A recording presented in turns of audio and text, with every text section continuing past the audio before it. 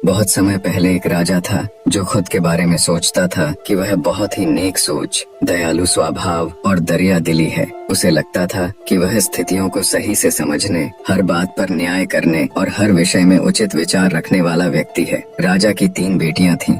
एक दिन उसने अपनी बेटियों को बुलाकर कहा, मेरे पास जो भी है वो सब तुम्हारा है। तुम तीनों को मुझसे ही जीवन मिला है। मेरी इच्छा अनुसार ही तुम तीनों का भूत, वर्तमान और भविष्य बना हुआ है, जो आगे भी ऐसे ही बना रहेगा। मैं ही तुम तीनों का भाग्य बनाता हूँ। राजा की यह बात सुनकर उसकी 2 बेटियों ने शांत मन से राजा की बात में हामी भर दी, लेकिन तीसरी बेटी ने ऐसा नहीं किया। उसने कहा, नहीं, मुझे तो नहीं लगता कि आपके हाथों में मेरा भाग्य है। राजा यह सुनते ही गुस्से में आ गया। उसने अपनी तीसरी बेटी की कही बातों को एक चुनौती के रूप में स्वीकार किया। उसने खुद को अपनी तीसरी बेटी के सामने सही साबित करने की ठान ली और उसे जेल में बंदी बना दिया। इस वजह से राजा की तीसरी बेटी कई सालों तक जेल में ही बंद रही। राजा और उसकी बाकी की बेटियां राजसी जीवन जीते रहे। राजा मन ही मन सोचता है कि यह मेरा ही हुक्म है, जो मेरी जिद्दी बेटी जेल में कैद है। लोगों को भी यही लग रहा होगा कि राजा का ही हुक्म है, जो उसकी बेटी को ऐसा भाग्य मिला है। उसकी प्रजा के लोग भी यही सोचते थे।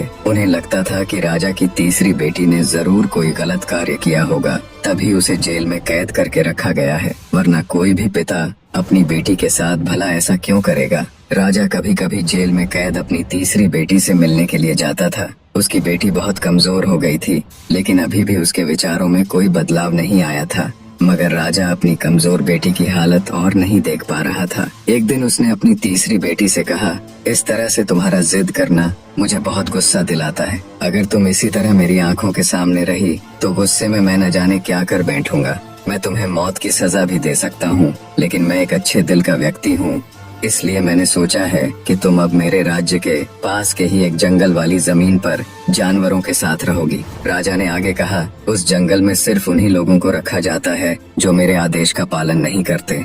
तुमने भी अपनी जिद की वजह से मेरी बात नहीं मानी, इसलिए तुम भी अब वहाँ मौजूद लोगों के साथ अपना पूरा जीवन काटोगी।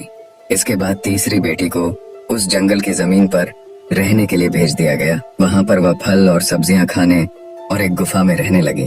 उसके पास पीने के लिए झरने का पानी और ठंड से बचने के लिए सिर्फ सूर्य की धूप का ही सहारा था। वहाँ की खुली हवा में रहते हुए और फल फूल खाते खाते वो जल्द ही पूरी तरह से स्वस्थ हो गई। उसने वहाँ पर खेती करना भी शुरू कर दिया। गुफा को उसने घर की तरह सजा लिया था और खुशी खुशी वहीं रहती थी। एक दिन वहाँ पर एक भटकता हुआ राहगीर आ पहुँचा। उसे देखते ही देखते राजा की तीसरी बेटी से प्रेम हो गया और दोनों खुशी खुशी वहीं रहने लगे। उस जंगल में उन दोनों के अलावा और भी कई लोग रहते थे, जिनकी मदद से उन्होंने उस जंगल को एक शहर के रूप में बदल दिया। कुछ ही सालों में राजा की तीसरी बेटी और वो राहगीर उस शहर के राजा रानी बन गए। अब उनके शहर की चर्चा दूर दूर तक होने लगी। जैसे ही इसकी जानकारी राजा को मिली, वह उस जंगल में सब कुछ देखने के लिए पहुंच गया।